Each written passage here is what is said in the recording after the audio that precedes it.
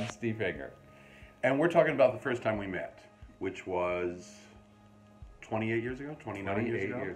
28 years ago. 1990? 1990. 1990. I was in a play at Cincinnati Playhouse in the Park. Right.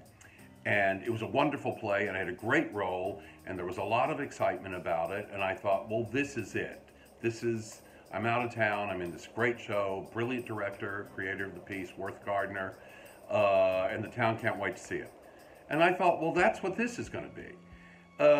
And sometime during rehearsal, I went to a party at our stage manager, Tommy Lawson. And I was there too. Yes, you were. Yes, Yeah, and I saw you come down the stairs. Okay. Yeah, I think that's what it was. Yeah, and he came down the stairs. And he was with someone else. I He wasn't. was with another guy. So I just thought, well, he's cute, but, you know. And then at some point you came across and said, hello. I did. I introduced myself. So we As sat, you were starting to leave. as I was starting to leave, that is Right. correct. Uh-huh.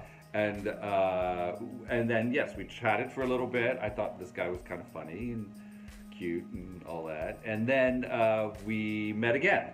Yes, at another party at Tommy Lawson's. Same place. And this time he was alone, and we talked a little more. Well, you weren't with another man. Okay. As we started to leave, I said, well, I hope I see you again. And I said, oh, yes, you will. No. He said, oh, don't worry, you will. Sure.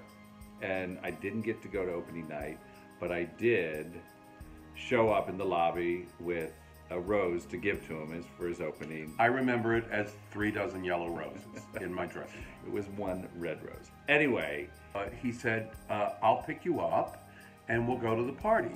So we went out to his car and never really ever made it to the party. But here's the thing. I thought, okay, I'm in this great show that I'm loving doing with wonderful people, terrific cast, crew, and I met this guy, this young, handsome guy who is kind and smart and funny, and he has a car. And so to me, it was like I finally had a stage door Johnny. I really thought this was a little out-of-town waka waka, you know, that's all. But terrific, right?